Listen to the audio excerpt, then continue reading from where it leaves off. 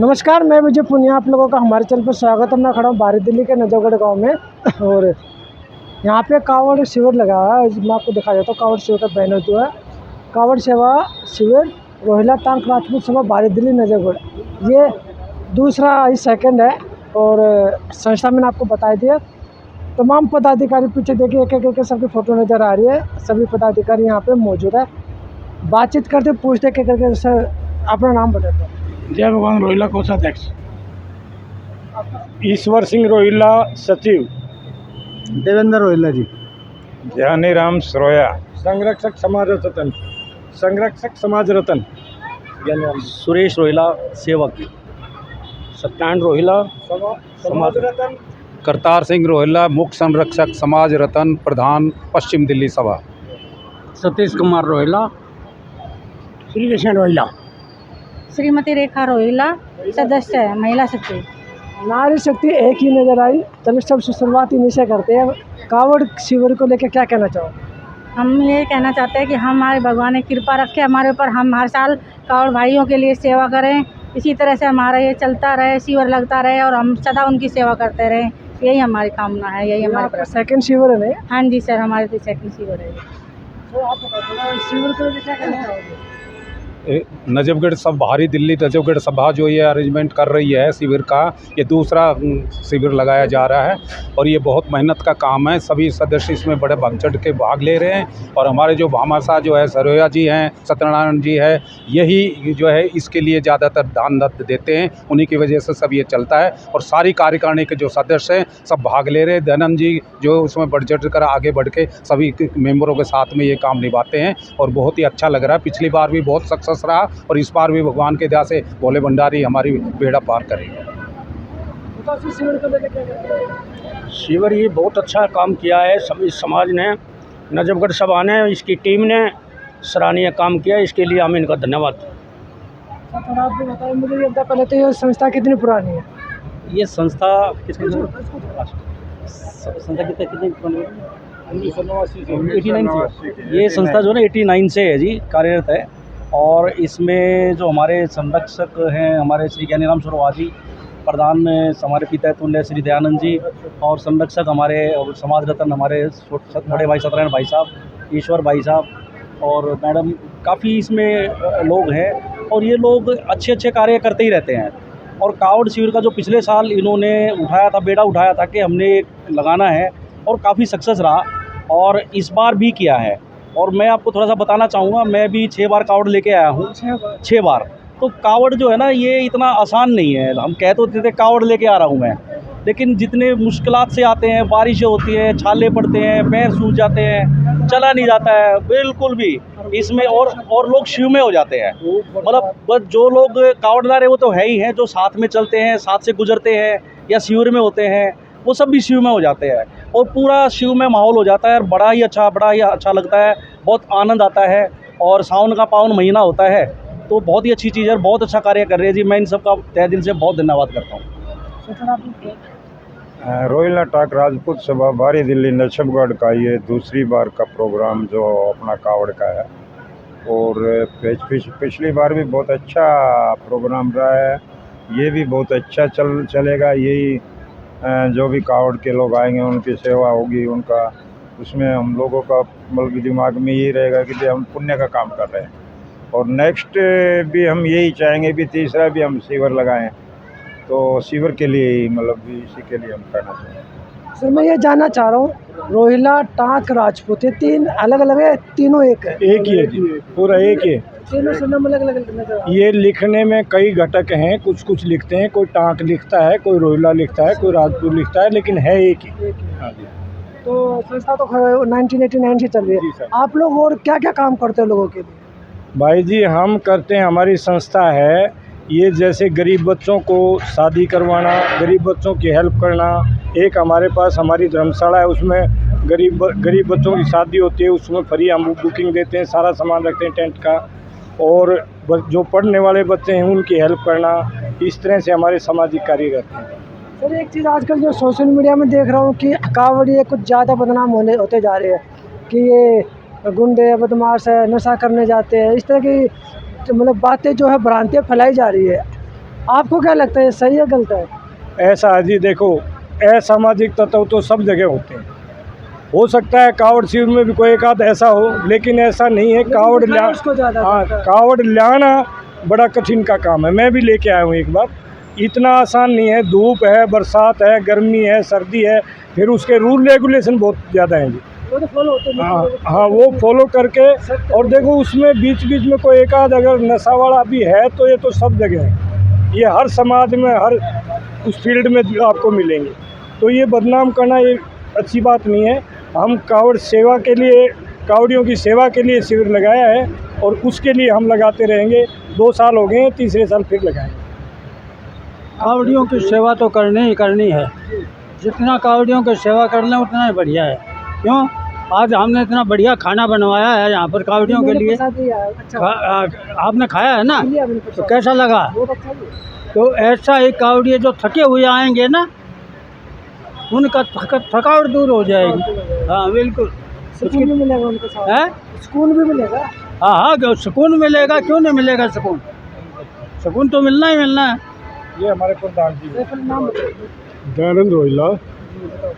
और ये पिछले 8 साल से मैं इस सभा का प्रधान हूँ। और इसके एक हमारी सभा दिल्ली राष्ट्रीय लेवल की सभा है, वो जो है दिल्ली में महासम्मेलन करने वाली है। 1937-38 की रजिस्टर्ड सभा है, रोहिला टाक क्षत्रिय महासभा दिल्ली। वो राष्ट्रीय लेवल की है, 90 साल पुरानी सब महासभा है। वो दिल्ली में एक महासम्मेलन नामदेव जी के सभी खापों को मिला के, सभी घटकों को मिला के एक महासम्मेलन कर रहे हैं। उस महासम्मेलन में हमारी सरकार से ये मांग होगी कि हमारी राजनीति, हमारी संख्या बहुत है राजनीतिक में, हम सुनने हैं हमारी संख्या 15 करोड़ है।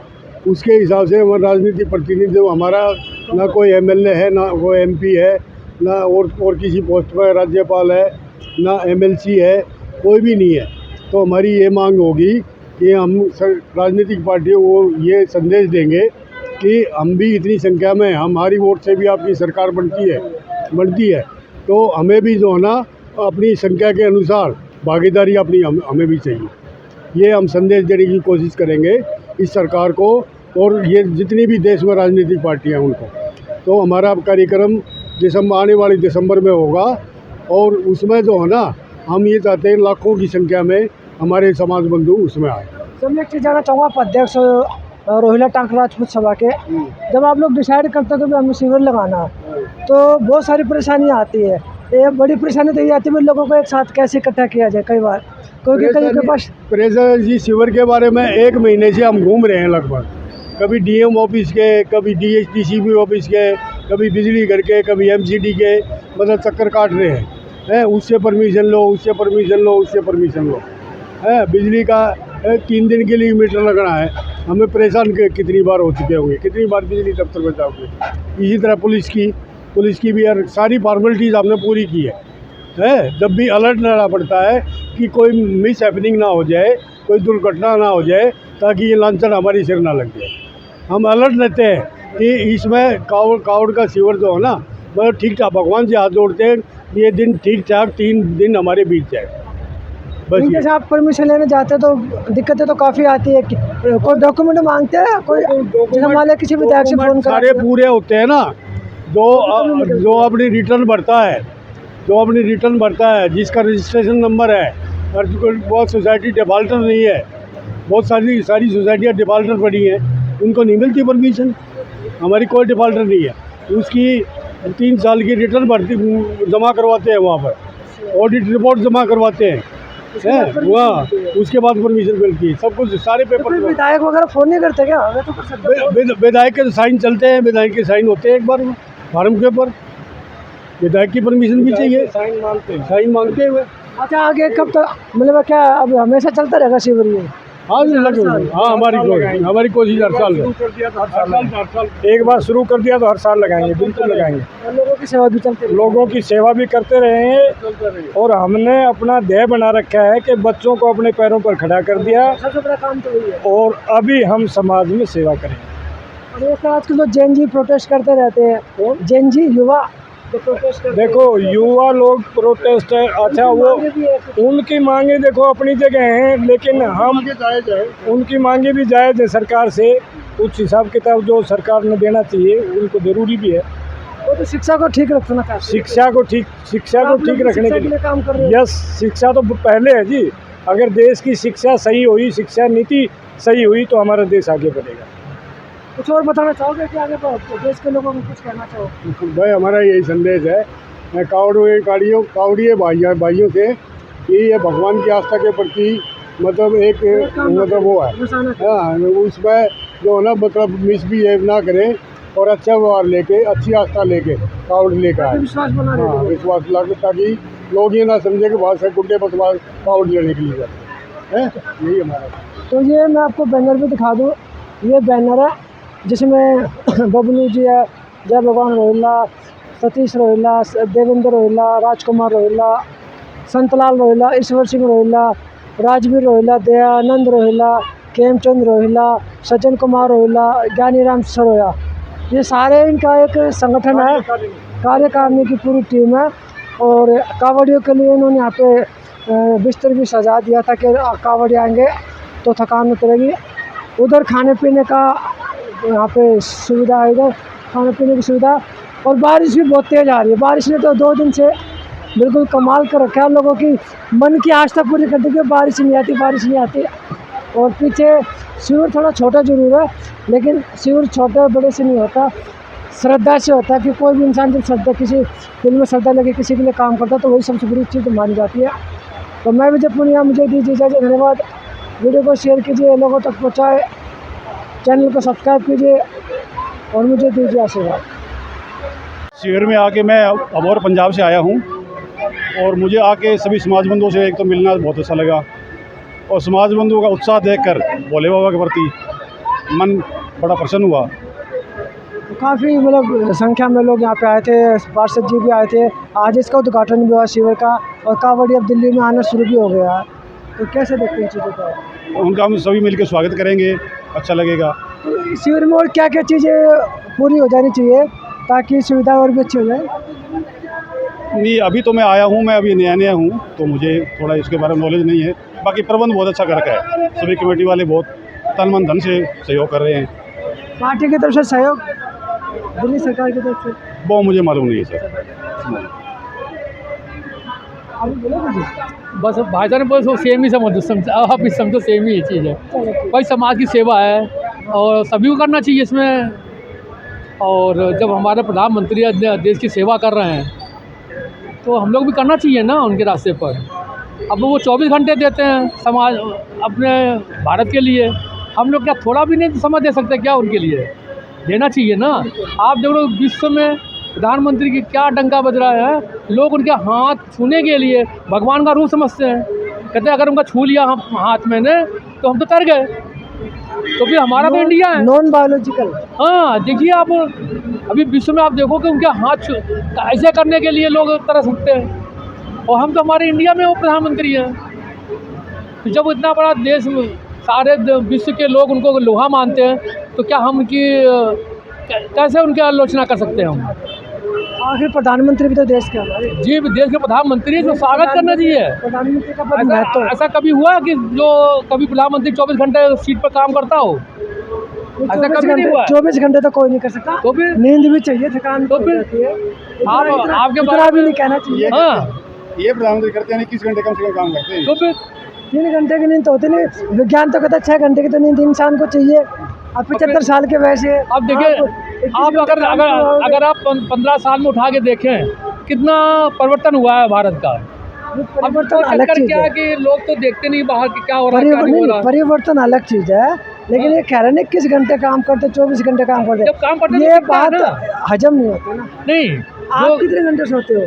मैं तो 8 घंटे सोता हूँ। तो प्रधानमंत्री को अधिकार नहीं 8 घंटे की नींद का? अधिकार पूरा है, और क्या वो कहते हैं कि अगर हमने ज़्यादा आराम कर लिया तो देश की सेवा कैसे होगी? हमारे देश का वो जो विकास है होना है वो कैसे होगा? तभी तो आप देखो जितनी भी बड़ी बड़ी परियोजनाएं बन रही, प्रधानमंत्री खुद उस पर इन्वॉल्व हो रहे हैं, खुद काम कर रहे हैं ना। ऐसा कभी हुआ है कभी देश के अंदर कि प्रधानमंत्री उसमें इन्वॉल्व हो, उस काम को देख रहा हो? ये पहले ऐसे प्रधानमंत्री हैं जिन्होंने सबकी चिंता करी हुई है। बारिश को लेके क्या कहना चाहोगे? बारिश दबादब हो रही है। अब बारिश में तो भगवान की माया है, भगवान अगर सबके ऊपर मेहरबान है आजकल, वो भी भाई ये भी तो होना ज़रूरी है ना। नहीं होगा तो उत्पादन कैसे होगा? जो हमारी फसलें हैं, जो अन्न है, वो भी तो हमारे देश के लिए बहुत ज़रूरी है ना, इसलिए। सर मैं ये जानना चाहूँगा, एक सोशल मीडिया में बात चलती है कि जब बच्चे शिक्षा के लिए अधिकार मांगते हैं, स्कूल कॉलेज मांगते हैं, तो पुलिस उनको डंडे मारती है, और कावड़ लेने जा रहे हैं तो उन पर फूल बरसाए जा रहे हैं। क्या कैसे देखते हैं? देखिए, ना तो कोई पुलिस ने वहाँ डंडे मारे विद्यार्थियों को, जो बदमाश आए हुए थे, जो वहाँ गड़बड़ कर रहे थे, इसलिए डंडे मारने ज़रूरी थे। वास्तव के अंदर वो उपद्रवी लोग थे, किसी भी विद्यार्थी को किसी प्रकार का कोई नुकसान नहीं पहुँचाया गया है। नहीं, नुकसान तो सर, चोट तो लगी है, कोर्ट में केस भी गया। देखिए, पुलिस को डांट पड़ी है, जांच चल रही है, जांच निकल के आई है। देखिए, जो चने के साथ में घुन पिस जाता है, कभी कभी जो उपद्रवी लोग थे, जो बदमाश लोग थे, जो ज़्यादातर उसके अंदर विद्यार्थियों के नाम पर जो बदमाश घुस गए थे, या जो विभिन्न राजनीतिक दलों के जो लोग यहाँ पर तोड़फोड़ करना चाहते थे, इसलिए पुलिस ने डंडे बरसाए थे। अन्यथा पुलिस जो है वो कभी भी विद्यार्थियों को कोई नुकसान नहीं पहुँचाती है। और एक चीज़ और से जानना चाहूँगा, आजकल मोदी जी सोशल मीडिया पे बहुत आके रील बना के अपलोड कर रहे हैं इंस्टाग्राम पे, पहले 20 तारीख से पहले कभी भी नहीं आए। देखिए, सोशल मीडिया के ऊपर जितनी भी ज़्यादातर जो कंटेंट चलते हैं, उसमें ये कोई सत्य नहीं है कि 100% सत्य हो। नहीं, मोदी जी बना के डाल रहे ना रील। मतलब मोदी जी तो पता नहीं कितनी रीलें बना करके डालते हैं, जिनको अच्छे लगते हैं मोदी जी, उनको उनकी रील को पसंद करते हैं लोग, इसलिए मोदी जी बार बार रील डालते हैं। और देखने में ये भी आ रहा है कि लोगों को झुकाव जो मोदी जी की तरफ से हट गया। नहीं, ऐसा नहीं है। मोदी जी को लोग हिंदुस्तान के बहुत ज़्यादा पसंद करते हैं, और मोदी जी सदाबहार नेता हिंदुस्तान के सारे समाज के लोगों के हैं। रोशन विहार जो है, उसके जो पार्षद जी है देवेंद्र दबा जी, वो भी एक तरह से सदाबहार नेता है, और अपना सबसे मिलनसार भी मैंने देखा उनको, क्योंकि मैं जाता हूँ उनके ऑफिस में। उनको लेके क्या कहना चाहोगे? बहुत ही अच्छे कार्यकर्ता भारतीय जनता पार्टी के हैं, और रोशन जो हमारा ये रोशनपुरा क्षेत्र की जनता उनसे कामों से बहुत ज़्यादा प्रसन्न है। व्यवहार बहुत अच्छा है। देवेंद्र डबास जी हमारे बहुत ही बहुमुखी प्रतिभा के धनी हैं, और बाके पहलवान जी के नाम से प्रसिद्ध है। घर घर के अंदर लोग उनको पहचानते हैं। यहाँ पे भी आए भी थे। बिल्कुल आए थे। एमएलए भी, हमारी जन जन की जननायक भी देवेंद्र, वो हमारी किसान में भी जा करके जन जन की जननायक, हमारे क्षेत्र की लोकप्रिय विधायक, वे भी नीलम कृष्ण पहलवान जी भी यहाँ आई हुई थी। अभी सुबह? हाँ, चले गए ना? हाँ। तो सर, थैंक यू। ओके, धन्यवाद।